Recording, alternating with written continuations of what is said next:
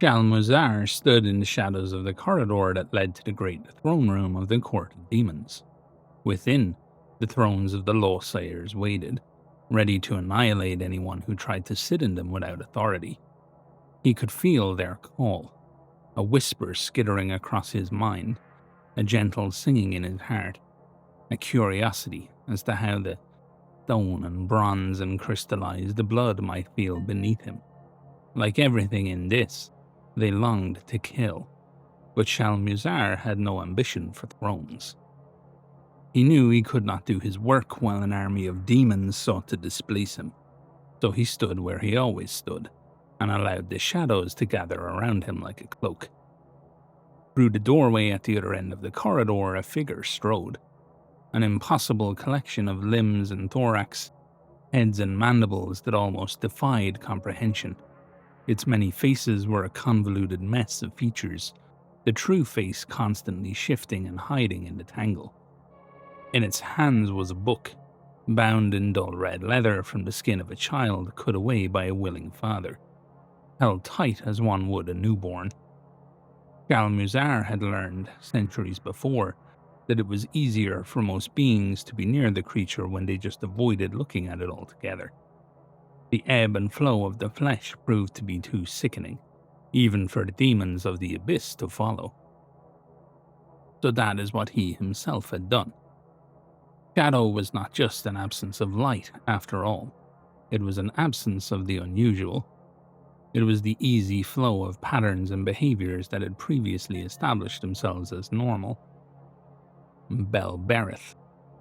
Shaal-Muzar's 13 mouths uttered the name in perfect unison as he stepped from the shadows.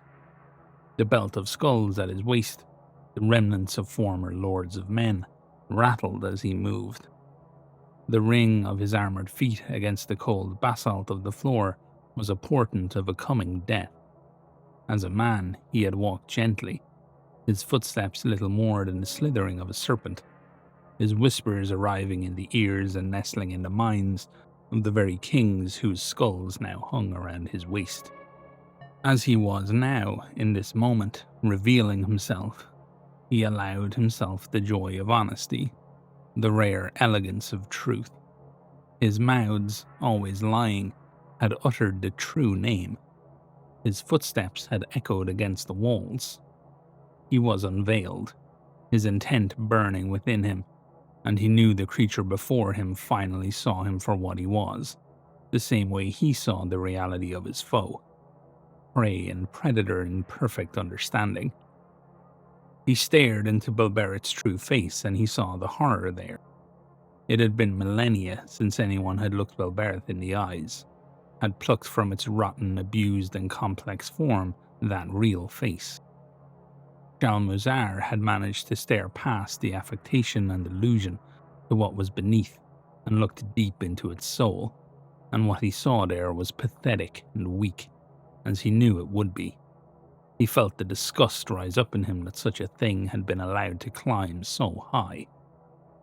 Before Belbereth could say a word, frozen in shock and horror at its undoing, the claws lashed out.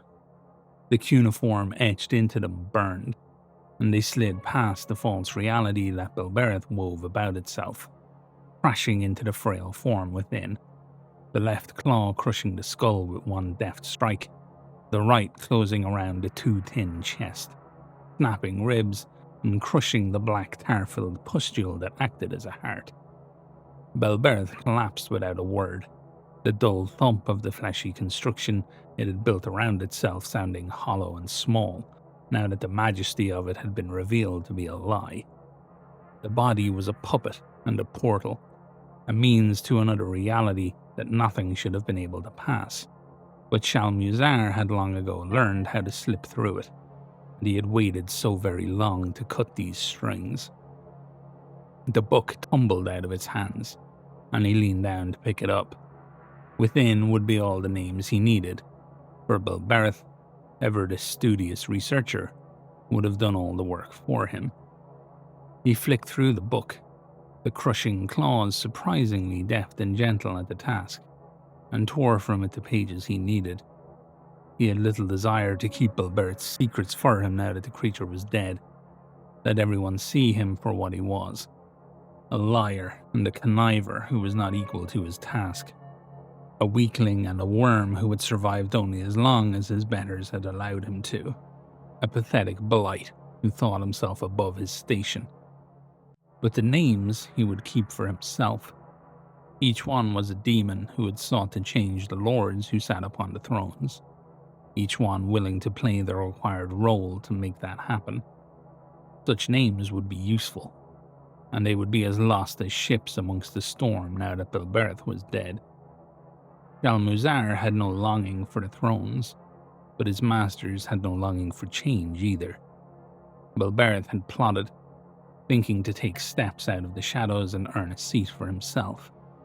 He had been a fool, and let the rest of them see what happened to fools.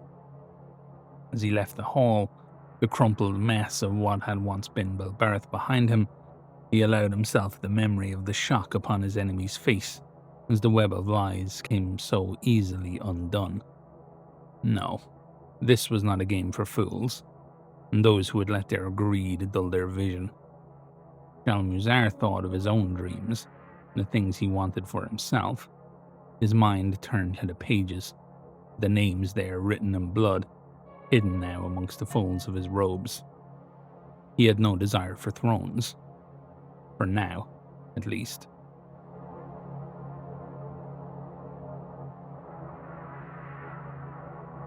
Before Dis raised its banners, before the floodgates of Jerusalem were torn open, there was Nineveh, the jewel of the Assyrian Empire. It fell not to war or famine, but to a single figure cloaked in incense and shadow. Shaal-Muzar, whose name has been stricken from every surviving record, save the flesh of those who remember. Shaal-Muzar was once the advisor to the kings of Assyria, a priest scholar and astronomer who claimed to read the will of the gods in the entrails of beasts and the weeping of captives. In truth, he served no god of man. He had already cast his soul into the black fires of Dis, becoming the first one to broker a deal between Assyria's worldly might and Hell's eternal hunger. Under his counsel, Nineveh reached its apex, and then, when the moment was right, he opened its gates to damnation. It is said that 500,000 souls were taken with that one specific act. The ziggurats were blackened from within, the streets choked with ash, and atop the crumbling temple of Ishtar, Shaal-Muzar carved the first hell sigil into a royal corpse. While the Babylonians were laying siege to the vast city, it was Shaal-Muzar who planted the seed in King Sinsar-Ishkan to open the gates and allow his soldiers to swarm the enemy from within. It was a foolish thing to do, but Shaal-Muzar knew the bloodshed afterwards would secure him power among Hell's chosen. Shaal-Muzar is a priest of ritual, not spectacle.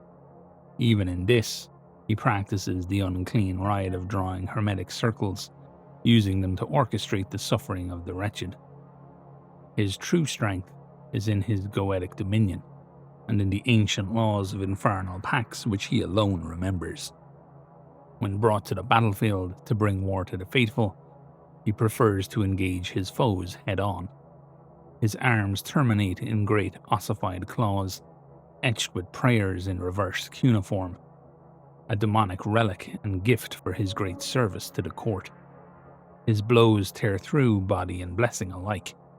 The blood he spills does not stain the ground, however, but rather it seeps towards the heavens, vanishing into runes drawn in the air. His mask is forged of hell metal, and has been constructed to allow his 13 lying mouths to each screech and curse the traitor god Yahweh, as he spills more blood for his masters. Beneath his robes, skulls of Assyrian royalty clatter with every step, bound in rusted chains. He wears no insignia, and he claims no throne. Yet among the servants of this, Shaal-Muzar is revered. He is the architect of the first great blasphemy, the priest who laid a city down like a lamb and led it into the mouth of hell. Where he walks, the ground remembers Nineveh, and it weeps. Shaal-Muzar is not regarded as a conqueror, but rather a sermon, and his gospel is the destruction of all Christendom. The cult of Shaal-Muzar is known as the procession of Ashur's doom. It is not a warband in the conventional sense, but a slow and deliberate ritual to fuel the hate engine that is the city of Dis, a living sacrament of ash, pain, and prophecy. These followers are not warriors, but implements of blasphemy, each one chosen, altered, or bred for sacrificial function. Their procession is a mobile temple, reenacting the fall of Nineveh wherever they pass. The blood scribes are emaciated priests whose mouths are sewn shut with gold wire. They inscribe Shaal-Muzar's commands on their own flesh, using hooked styluses dipped in sacrificial ichor. Some have replaced their eyes with polished obsidian discs, seeing only the visions granted through pain and ritual. The hollowed-out slaves who carry censers filled with the sacred ash scraped from Nineveh's ruins are known as ash-bearers. Their backs bear the brands of Dis, and their lungs are thick with burnt offerings. Smoke clings to them like a curse, and no prayer spoken near them is ever heard. A cluster of acolytes with vocal cords replaced by bronze reeds and flutes, known as the flayed choir, bring up the rear of the procession. They chant in broken, ancient Assyrian, harmonizing through breath pumped by bellows sewn into their chests. Their songs cause nausea and vertigo, and many of the faithful vomit blood in their presence. The mummified kings and generals of old Assyria, disinterred and reanimated by Shaal-Muzar's rites, are wrapped in crimson linens and bound in chains to great crucifixes. They are symbols of the folly of men, and their empty sockets leak wax and myrrh while they beg for forgiveness for their ancient sins. Each is a corpse standard, bearing the shame of a fallen empire. Among this unholy throng are the still living captives, restrained in spiked iron frames and ritually mutilated. Their screams are siphoned through bone flutes. Their blood is channeled into hermetic geometry carved into the battlefield. These glyphs empower Shaal-Muzar's ancient goetic rites. They are both fuel and part of an altar. The cult assembles, forms its shape, and dies by design. They are not meant to win battles. They are meant to prepare them for Shaal-Muzar's arrival, and for whatever fresh hell comes after.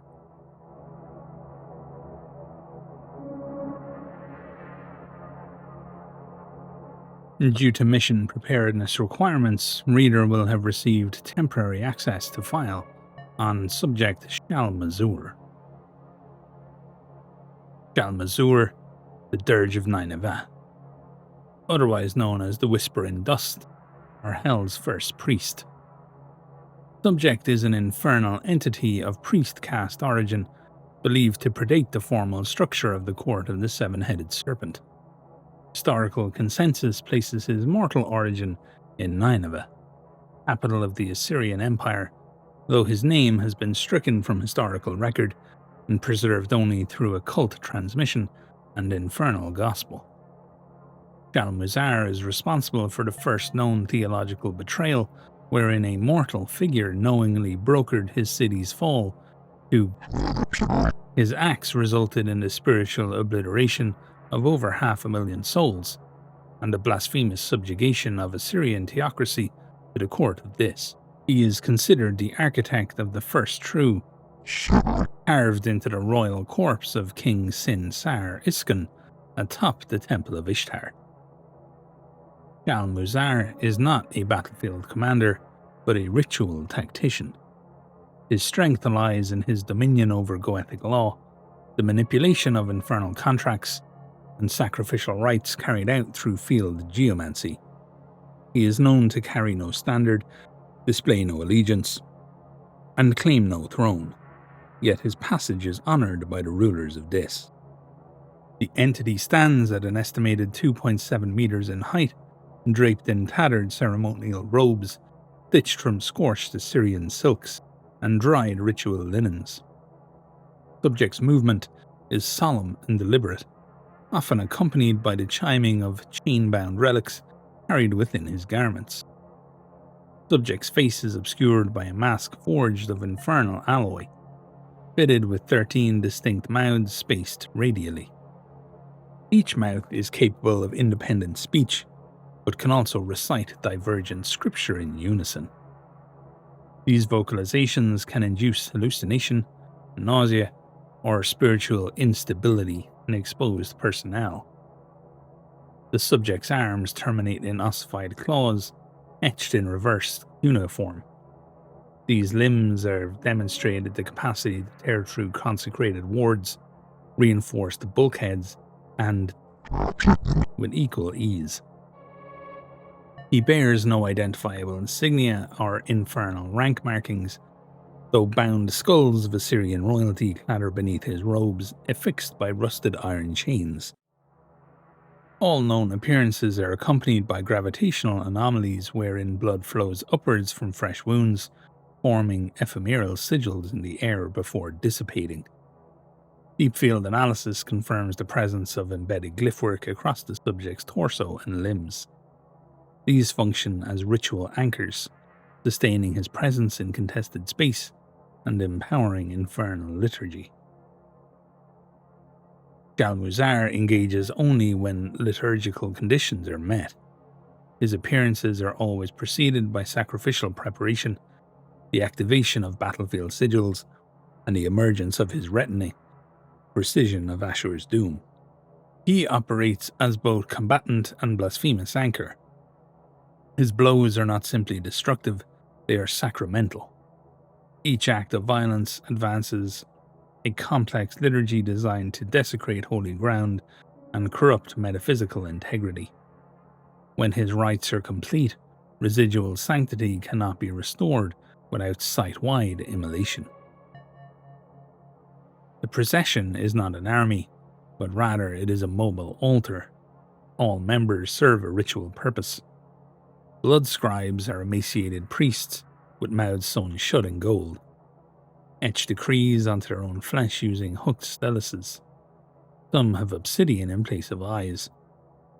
Ash bearers are hollowed slaves carrying censers of Nivonite ash, branded and smoke-bound, to press divine speech within proximity.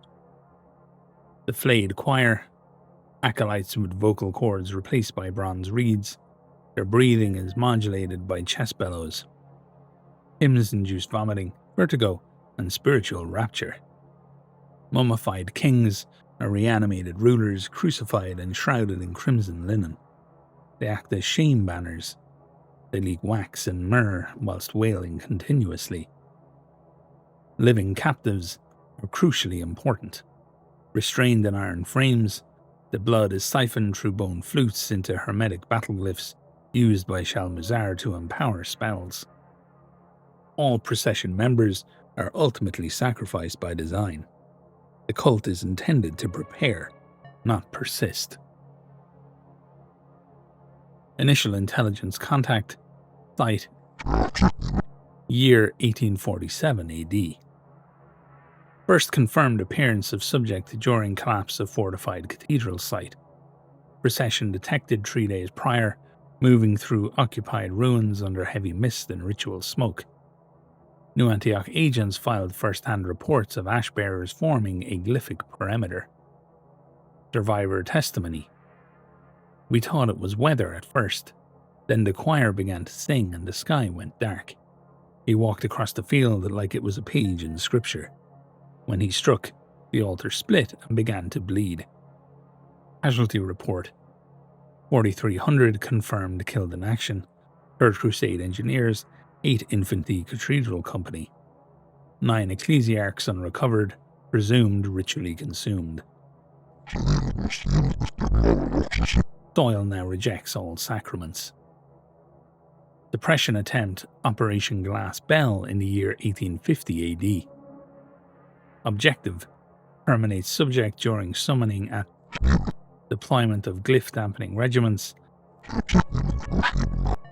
Result, inconclusive. Subjects failed to manifest following field denial protocol. Procession broke formation and self-immolated in place. All summoned glyphs remained active post-demise. Site later classified as Zone Null 04. Notes: he does not arrive to be fought, he arrives to speak, and his sermons are written in ash. Field Adjutant missing theological interpretation and infernal relations. Ecclesiastical position, New Antioch Command Doctrine. Shaal-Muzar represents pre-contractual heresy, a mortal who authored his own damnation through calculated submission rather than temptation or corruption. His role is considered anathema to divine order, not because he broke faith, but because he rewrote it. He is not an agent of chaos, but of structure, one in which God is a myth and blood is law. He is believed to be the first mortal practitioner of Goethic magic, having reverse-engineered sacraments into infernal equivalents. Scholars within the speculate that his rites are older than the covenant itself. There is no known defense against his glyph work once established. All contact is prohibited. Memorization of his sermons has resulted in several theological breakdowns, including spontaneous glossolalia and ritual self-sacrifice. All recovered texts are sealed beneath and warded by triple anointment. Infernal standing. Though Shaal-Muzar claims no throne, his influence is acknowledged across all known courts of Dis. Mammon's followers have issued 3 denouncements, all unanswered.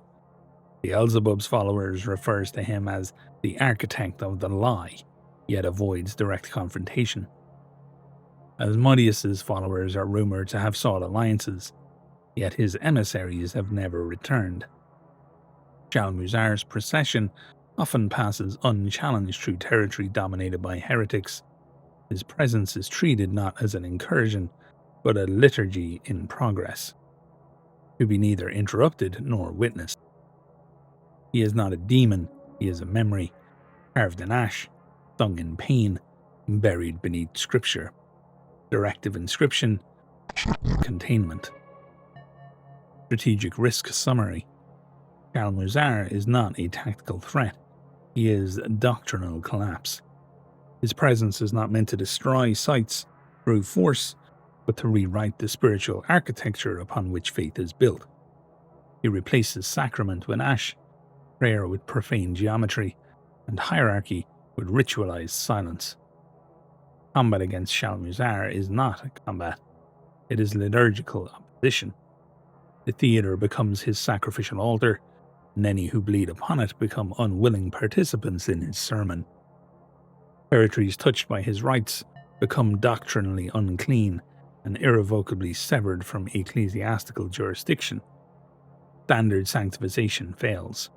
Faith breaks. Prophecy silences. Language itself becomes unstable within his wake. All known countermeasures are temporary. His sigils endure. Directive: do not engage. Do not observe without theological authorization. All personnel encountering Shaal-Muzar or signs of the procession are to cease all devotional speech and initiate immediate evacuation under protocol. No observation is to be made of glyph work in progress. Personnel caught recording sermons or attempting translation will be considered spiritually compromised and remanded for immolation. Field sacraments, relics, or theological relics are ineffective and may be inverted. Reintegration of sites impacted by subject is forbidden unless authorized by a full theophantic tribunal. Strategic notes: do not engage procession, contain perimeter and restrict all prayer speech.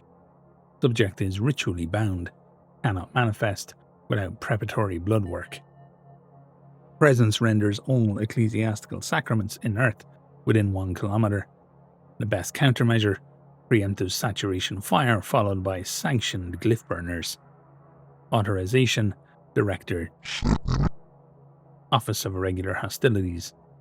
Where he walks, the ground remembers Nineveh, and it weeps. Appendix A, Witness Log and Procession Observations. Witness Log 1. They were singing. It sounded like tortured screams. We couldn't see the source, just smoke and shadow. The ground had writing in it. Not carved, but it looked as though it had grown. One of my men stepped on a sigil and began reciting Assyrian scripture. He doesn't speak Assyrian. None of us did. Witness Log 2. I smelled myrrh and blood before I saw anything. Then the kings came, shrouded, nailed to crucifixes, and leaking wax. One of them whispered my name, my real name, the one I hadn't spoken in 20 years. I ran. The world seemed to be screaming behind me as I fled. Procession of Asher's Doom observations. Observed structure, vanguard, Ashbearers form initial perimeter. Observed dragging incense braziers and scratching glyphs into terrain by hand. The center line, blood scribes and living captives placed centrally, flanked by animated mummified kings. Defensive action recorded as non-existent.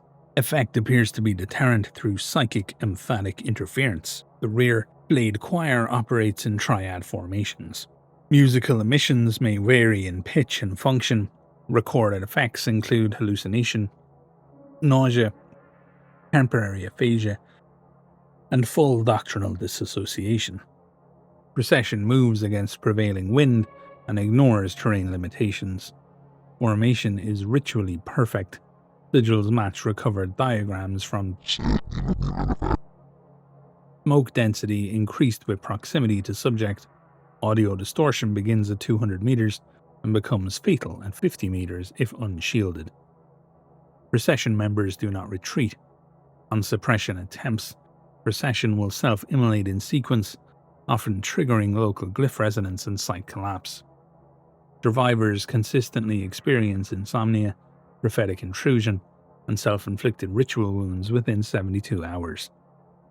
Field recommendation: do not approach, let the rite pass, then burn what remains. Profession of the Office of Irregular Hostilities: do not duplicate, do not quote, do not pray over. This document is sealed under Directive Orphix 7. Possession outside of Trident level clearance constitutes willful breach of sanctified protocol. Any personnel found copying, translating, interpreting, or ritualizing this material without authorization will be considered compromised and subject to immediate incineration by ecclesiastic fire.